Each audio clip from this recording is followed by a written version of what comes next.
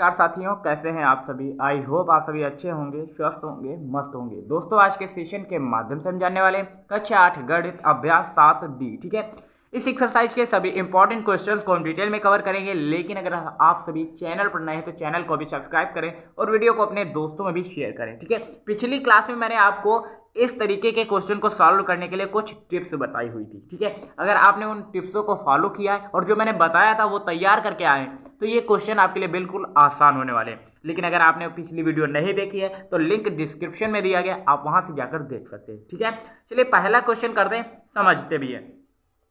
पहला क्वेश्चन दिया गया, एक पिता की आयु, देखिए एक पिता की 10 वर्ष पहले आयु अपने पुत्र की आयु की 3 गुनी थी। 10 वर्ष बाद पिता की आयु अपने पुत्र की आयु की 2 गुनी हो जाएगी। पिता और पुत्र की वर्तमान आयु ज्ञात कीजिए। देखिए इस तरीके के क्वेश्चन में जिसकी भी आयु पूछता है उसके लिए हमें सबसे पहले मानना होता है, तभी आप क्वेश्चन को आसानी से कर सकते हैं। तो चलिए मानते हैं। यहाँ पर पहला क्वेश्चन लिखेंगे। ठीक है, पहला यहाँ पर क्वेश्चन लिखते हैं, मानेंगे। माना पिता की वर्तमान आयु। ठीक है, माना पिता की वर्तमान आयु, इस समय आयु पिता की मान लिया हमने, आयु कितनी होगी, x वर्ष। ठीक है, क्लियर है। और पुत्र की आयु भी मान लेते हैं हम, पुत्र की आयु क्या मानेंगे, y वर्ष। इतनी बात क्लियर है।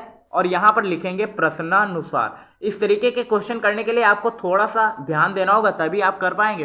कोई भी प्रोसेस और या पैटर्न को आपने अगर स्किप किया तो आप समझ नहीं पाएंगे क्वेश्चन को। ठीक है, चलिए यहाँ पर हमने सबसे पहले किया कि हमने पिता की वर्तमान आयु मान ली x वर्ष और पुत्र की भी वर्तमान आयु मान ली y वर्ष, क्योंकि यही क्वेश्चन में पूछ रहा है। अब लिखेंगे हम प्रश्नानुसार, क्योंकि प्रश्न के अनुसार जो कह रहा है अब हम उससे सॉल्व करेंगे।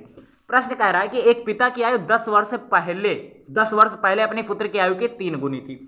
चलिए अभी मान लीजिए अगर आप 20 साल के हैं या फिर 12 साल के हैं। ठीक है, अभी आप अगर 12 साल के हैं तो 10 साल पहले कितने वर्ष के होंगे, 10 वर्ष पहले कितने वर्ष के होंगे, 2 वर्ष के होंगे ना। आपने क्या किया, घटाया। क्लियर है ना।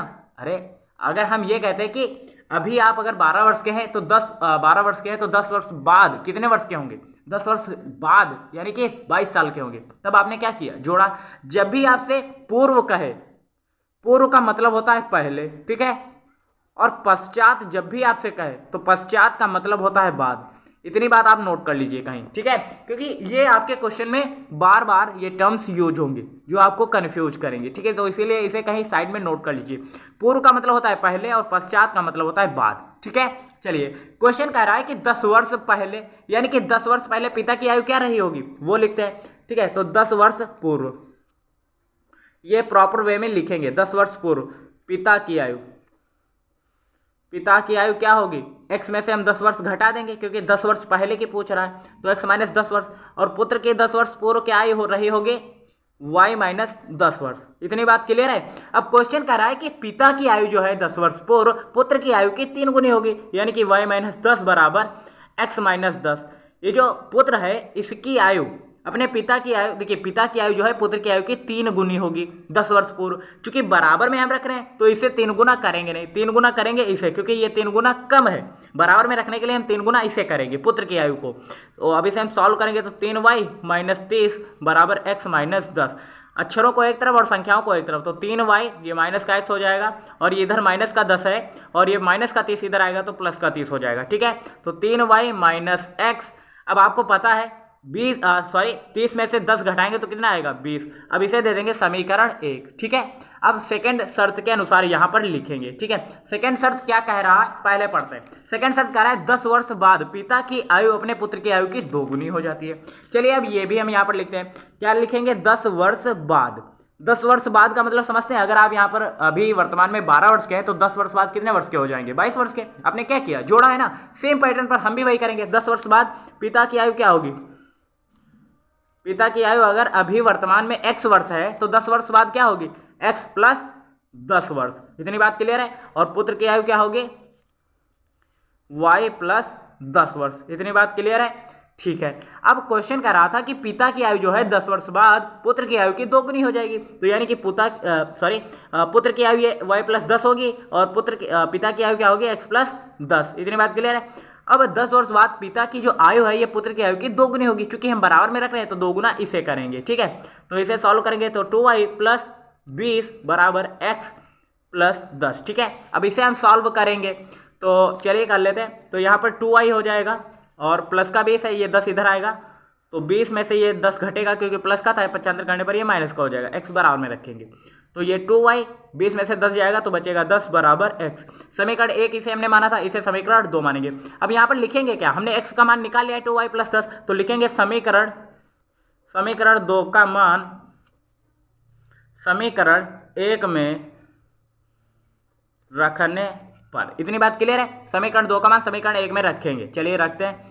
तो यहाँ पर दिया गया 3y माइनस, अब x का मान यहाँ पर रखेंगे तो माइनस उससे पहले दिया गया, तो 2y प्लस 10 बराबर का 20। ठीक है, सॉल्व करते हैं। तो 3y, ये माइनस का 2y हो जाएगा और ये प्लस माइनस माइनस का 10 बराबर 20।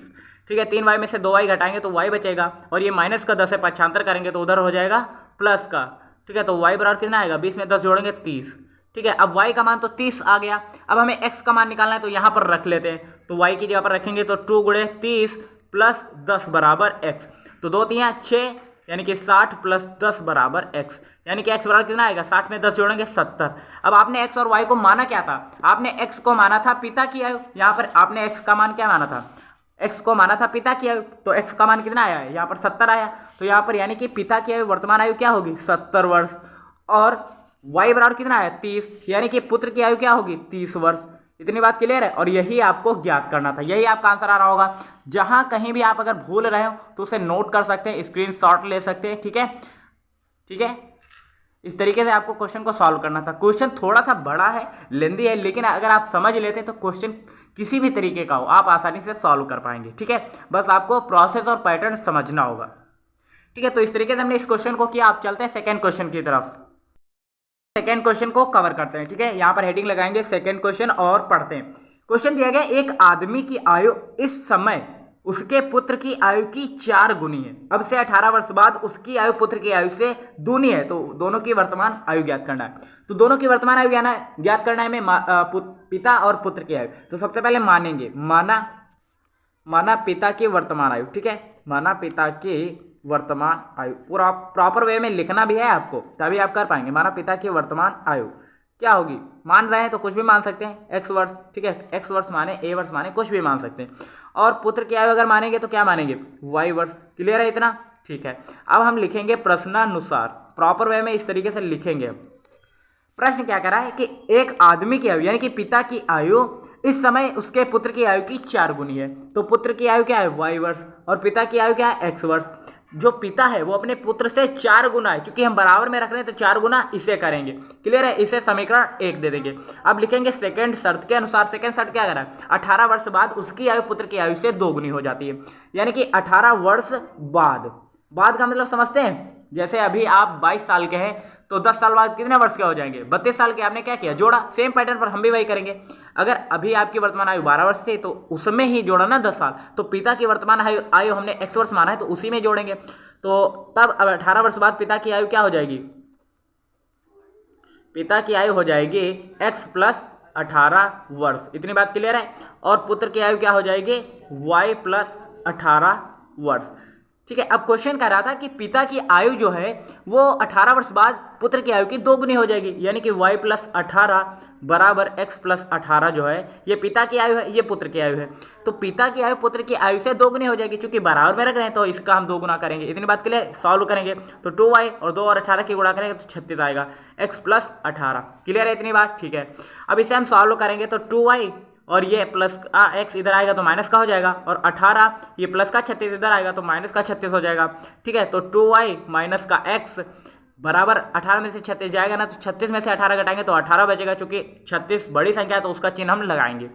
तो ये तो समीकरण 2 बना। अब समीकरण 1 का मान हम अगर इसमें रख दें तो हमें उत्तर मिल जाएगा। तो लिखेंगे समीकरण 2 का मान, समीकरण 1 का मान। ठीक है, समीकरण 1 का मान समीकरण 2 में रखने पर। ठीक है, ये लिखेंगे, इसका मान हम समीकरण 2 में रखेंगे तो हमें आंसर मिल जाएगा।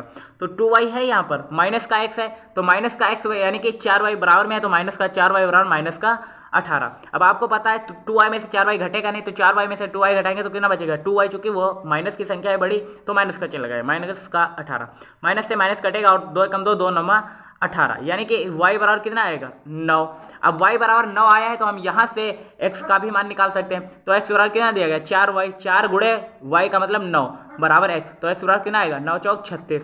तो दोनों की वर्तमान आयु क्या आएगी, पिता की आयु आएगी 36 वर्ष और पुत्र की आयु आएगी 9 वर्ष, क्योंकि y बराबर हमने 9 निकाला है और x बराबर 36। ठीक है, तो यही आपके आंसर आ रहे होंगे, एक बार आप चेक कर सकते हैं। सेम पैटर्न पर ये तीसरा क्वेश्चन होगा। ठीक है, सेम इस पैटर्न पर ये तीसरा क्वेश्चन होगा और ये आपका 5वां क्वेश्चन होगा। ठीक है, आप यहाँ पर 5वां क्वेश्चन देख सकते हैं, 5वां क्वेश्चन होगा। अब चलते हैं चौथे क्वेश्चन की तरफ। चौथा क्वेश्चन मोस्ट इंपॉर्टेंट है। ठीक है, चलिए करते हैं।